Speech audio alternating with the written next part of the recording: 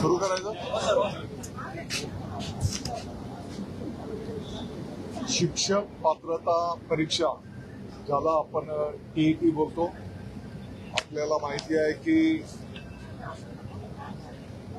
28/6/2026 रोजी संपूर्ण महाराष्ट्रामध्ये 6 लाखापेक्षा जास्त उमेदवारांच्यासाठी ही परीक्षा संपन्न होणार होती आणि साधारणपणे आदल्याच दिवशी 27/6/2026 रोजी पोलिसांना मिळालेल्या गोपनीय माहितीच्या आधारावर ठाणे भिवंडी पोलिसांनी त्या ठिकाणी सापळा रचून 3 जणांना ताब्यात घेतलाय आणि त्यांची चौकशी केली असता त्यांच्याकडे टीईटीच्या काही प्रश्नपत्रिका मिळून आल्या आणि आपल्याला ही माहिती आहे की त्या तिघांना त्या ठिकाणी अटक करून पोलीस कोठडी त्या ठिकाणी त्यांना मिळालेली आहे आणि या संदर्भातली संपूर्ण डिटेल चौकशी होण्याच्या दृष्टिकोनातून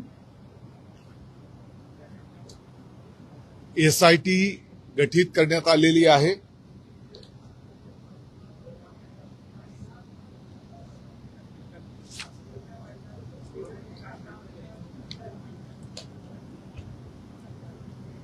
पोलीस सह आयुक्त गुन्हे ठाणे शहर यांच्या नेतृत्वाखाली त्या ठिकाणी एसआयटी गठीत करण्यात आलेली आहे आणि आताच्या घडीला या एसआयटीच्या माध्यमातून 4 पथक तयार करून साधारणपणे गुन्ह्याचा तपास करण्याच्यासाठी बिहारला 2 पथक, हरियाणाला 1 पथक आणि दिल्लीला 1 पथक त्या ठिकाणी रवाना झालेले आहेत.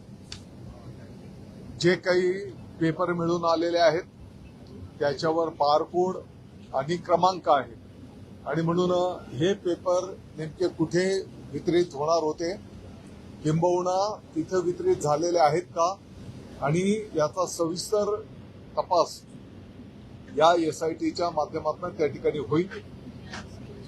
माननीय मुख्यमंत्री महोदय, माननीय उपमुख्यमंत्री महोदयांनी या संदर्भात अतिशय गंभीर दखल घेतलेली आहे आणि वेळ प्रसंगी या संपूर्ण गुन्ह्याचं जे काही तपास पुढे येईल, मकोका अंतर्गत या गुन्हेगारांवर जे दोषी आहेत त्यांच्यावर कारवाई करण्याचंही त्या ठिकाणी निश्चित केलेलं आहे आणि वेळ प्रसंगी आवश्यकता पडली तर मकोका नियमामध्ये पण बदल करून हा गुन्हा त्या ठिकाणी कसा बसवता येईल असाही निर्णय त्या ठिकाणी शासनाने घेतलेला आहे. त्याच्यासोबतच भविष्यामध्ये पारदर्शक पद्धतीने या परीक्षा संपन्न झाल्या पाहिजेत आणि म्हणून माननीय शासनाचे मुख्य सचिव यांच्या अध्यक्षतेखाली एक समिती नेमून मग ऑनलाईन पद्धतीने पण आपण अशी परीक्षा कंडक्ट करू शकतो का, किंबहुना आणखी त्यांचे काय काय पर्याय होऊ शकतात की जेणेकरून पारदर्शक पद्धतीने या परीक्षा कंडक्ट झाल्या पाहिजेत. यासाठी समिती गठीत करण्याचा पण निर्णय त्या ठिकाणी झालेला आहे. ही टीईटी परीक्षा रद्द झालेली असल्यामुळे आता पुनर्परीक्षा जी काही होईल, यापूर्वी ज्या उमेदवारांनी याची फी भरलेली आहे तर त्या उमेदवारांकडनं परत फी आकारली जाणार नाही.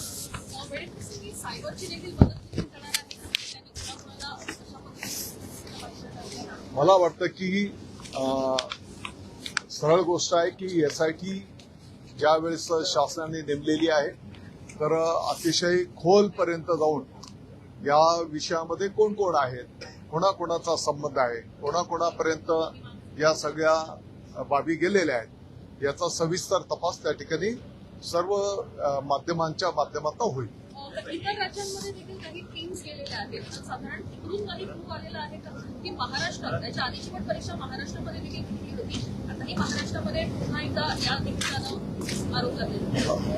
आपल्या माहितीकरता हे निदर्शनास आणून द्यायचं आहे की या ज्या काही प्रश्नपत्रिका छापल्या जातात त्या महाराष्ट्राच्या बाहेर आणि गोपनीय छापखान्यातनं त्या छापल्या जातात आणि म्हणून ही जी काही कार्यपद्धती आहे, प्रश्नपत्रिका तयार,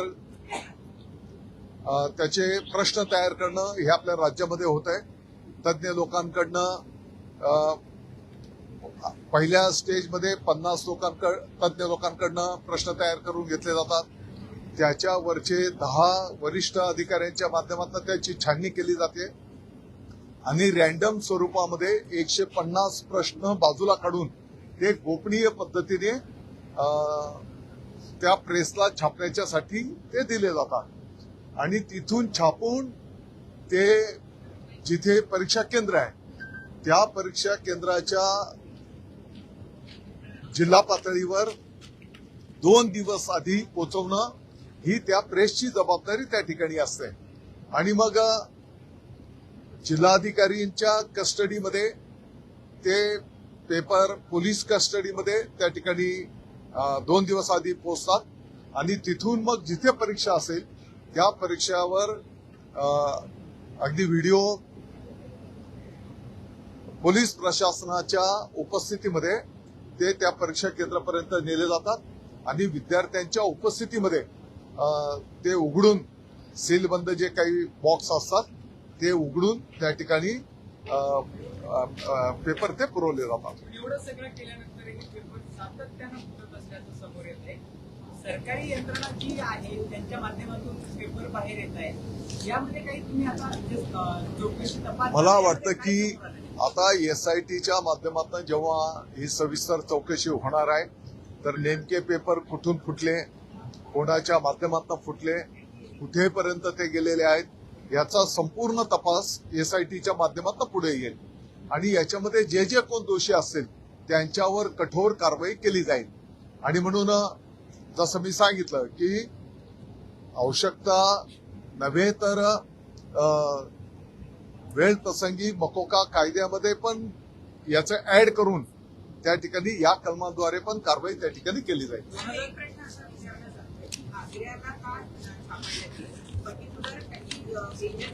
आपण जर या संदर्भातली माहिती घेतली तर साधारणपणे गेल्या 20-25 वर्षापासूनची ही परंपरा राहिलेली आहे.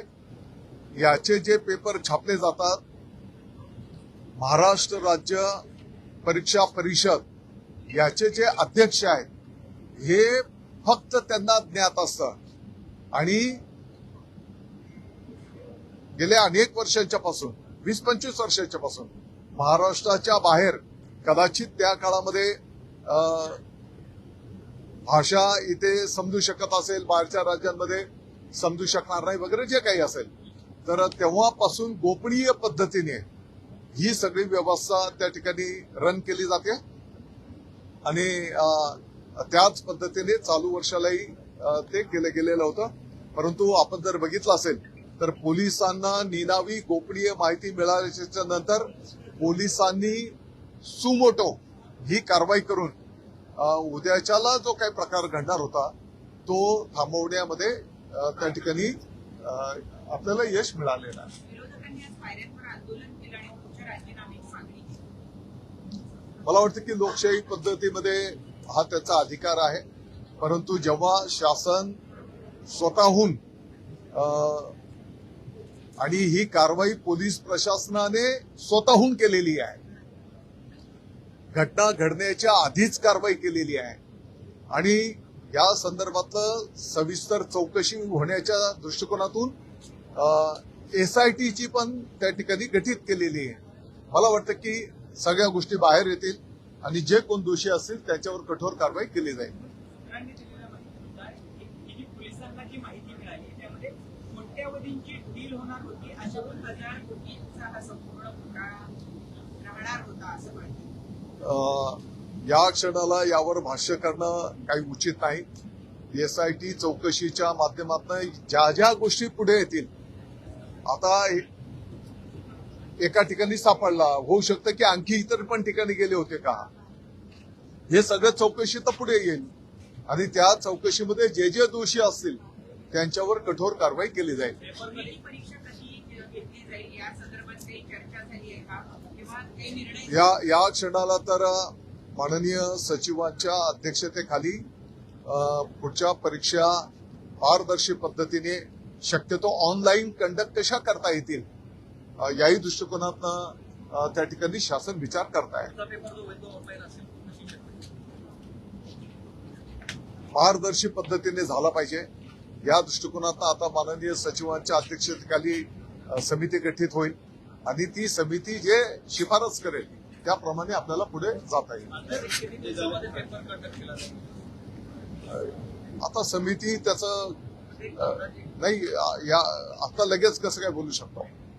तर सीबीटी म्हणजे कम्प्युटर बेस्ड टेस्ट जी आहे त्यावरती सुद्धा अनेक जे परीक्षार्थी आहेत त्यांचे आक्षेप आहेत, कारण की बऱ्यापैकी आतापर्यंत जे एक मोडस ऑपरेटी आहे त्यामध्ये एक स्पष्ट होत आहे की कम्प्युटर बेस्ड जे टेस्ट आहेत त्यात जास्तीत जास्त प्रमाणात लीक होत आहेत, तिथूनच पेपर लीक होण्याचं प्रमाण. मला वाटतं की आपल्याकडे या संदर्भात जर काही कुठली तक्रार असेल किंवा काही पुरावे असेल तर त्याचा आपण चौकशी करू शकतो. परंतु आता वेगवेगळ्या पद्धतीने, आता जसं मी सांगितलं की याची जी कार्यपद्धती होती अगदी कडेकोट बंदोबस्तामध्ये, तरी पण प्रकार घडलेला आहे. आणि मग आता ही समिती वेगवेगळ्या लोकांशी चर्चा करेल आणि त्याच्यामधनं त्यात पारदर्शक पद्धतीने या परीक्षा कशा कंडक्ट करू शकतो त्याचं एक प्रारूप तयार करून देतील, त्याप्रमाणे आपल्याला पुढे जाता येईल. ज्या विद्यार्थ्यांनी किंवा जे उमेदवार होते त्यांनी अभ्यास केलेला आहे वर्षानुवर्ष, अशा मुलांसाठी काही वेगळा विचार केलेला आहे? मला आपल्या हेही निदर्शनास आणून द्यायचं की ही शिक्षक पात्रता परीक्षा आहे. हा पहिला भाग की ही परीक्षा किमान 50-60% पुढे या परीक्षेमध्ये गुण मिळाले की मग तो पुढच्या परीक्षेला क्वालिफाय होतो, टेट. आणि त्या टेट मधनं क्वालिफाय झाल्याच्या नंतर पवित्र पोर्टलद्वारे नवीन उमेदवारांची भरती होत असते. ही अशी कार्यपद्धती आहे. हो, याच्या सोबतच माननीय सर्वोच्च न्यायालयाचे जे न्यायनिवाडा झालेला आहे यापूर्वीच्या काळामध्ये की जे आज एक्झिस्टिंग शिक्षक आहेत त्या शिक्षकांना सुद्धा टीईटी परीक्षा बंधनकारक केलेली आहे. आणि म्हणून ज्या शिक्षकांनी टीईटीची परीक्षा देऊन नोकरीत आलेल्या आहेत त्यांचा काही विषय नाही, परंतु कदाचित जुन्या काळामध्ये टीईटी नव्हती आणि त्या काळातही जे शिक्षक आहेत त्यांना 2028 पर्यंत त्या ठिकाणी मुदत आहे आणि त्या मुदतीमध्ये ते शिक्षक टीईटीची परीक्षा त्यांना देणं बंधनकारक आहे. आणि म्हणून त्या शिक्षकांना सुद्धा जास्तीच्या संधी कशा उपलब्ध होतील याचंही नियोजन विभागाने केलेलं आहे.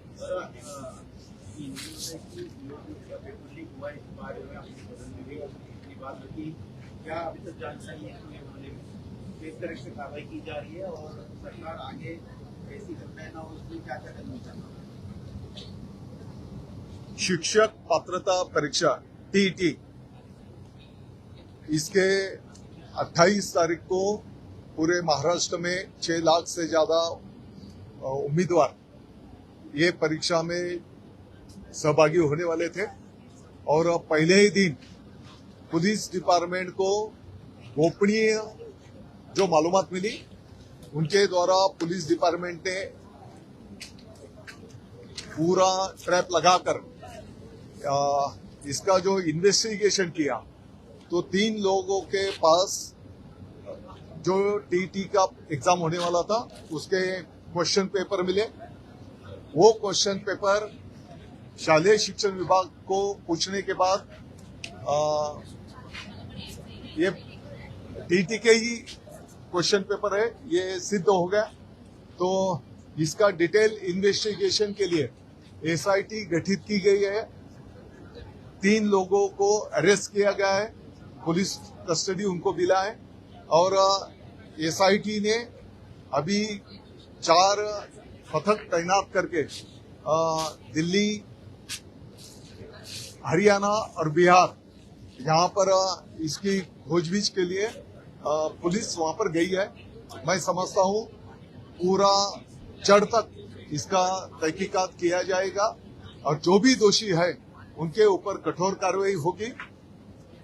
जरूरत पड़ी तो इनके ऊपर मौका कानून के अंतर्गत भी इनके ऊपर कार्रवाई की जाएगी और आने वाले दिनों में ये एग्जाम पारदर्शक हो, इसके लिए मुख्य सचिव इनके नेतृत्व में समिति गठित की जाएगी और वो समिति जो सुझाव देगी वो सुझाव के अनुरूप आने वाले दिनों में एग्जाम ली जाएगी। ऑनलाइन एग्जाम की सरकार तैयारी कर रही है।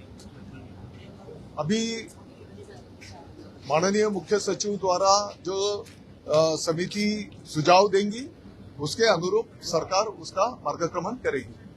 ये एक्चुअली थोड़ा बताएंगे कि कैसे पेपर काफी गोपनीय होता है, जिसका आपने बताया मराठी में कि उस परीक्षा जो टीटी का जो एग्जाम कंडक्ट होता है, पहली लेवल पे जो तज्ञ लोग हैं लगभग 40, 50, 60 लोग इसका क्वेश्चन तैयार करते हैं और लगभग 750 से लेकर 1000 तक वो क्वेश्चन तैयार करते हैं। किसी का नाम नहीं रहता। उसके ऊपर के जो अधिकारीगण है 10 अधिकारीगण वो उनको रैंडम चेक करके उनसे कुछ सैंपल निकालते हैं और इसके बाद लगभग 150 क्वेश्चन बाजू में निकाल कर वो कॉन्फिडेंशियल जो इस डिपार्टमेंट के आयुक्त हैं, अध्यक्ष हैं, वो कॉन्फिडेंशियल छापखाने में इसको छपाई के लिए देते हैं और लगभग इसके पहले महाराष्ट्र के बाहर ही है। तो जिनको छपाई का काम दिया जाता है वहां से वो छपकर जहां जहां डिस्ट्रिक्ट में इनको डिलीवरी करना है तो लगभग पुलिस डिपार्टमेंट और जिलाधिकारी कस्टडी में 2 दिन पहले ये पेपर वहां पर मुहैया कराए जाते हैं और एग्जाम के दिन वीडियो रिकॉर्डिंग पुलिस डिपार्टमेंट की उपस्थिति में एग्जाम सेंटर पे वो पहुंचाए जाते हैं और वहां के अधिकारीगण, स्टूडेंट्स जो उम्मीदवार हैं उनकी उपस्थिति में उसका सील तोड़कर वो एग्जाम पेपर मुहैया कराए जाते हैं। ये बारे में जो आरोपी गिरफ्तार हुए, क्या उनके जानकारी और कोई लिंक मिले हैं जो आरोप मैं समझता हूँ अभी पुलिस डिपार्टमेंट पूरे डिटेल में इसका इंक्वायरी कर रहा है। बहुत वरिष्ठ अधिकारीगण इसके लिए जिम्मेदारी दी गई है। एसआईटी ने 4 पथक गठित करके महाराष्ट्र के बाहर भी और महाराष्ट्र में भी इसका इंक्वायरी चल रहा है।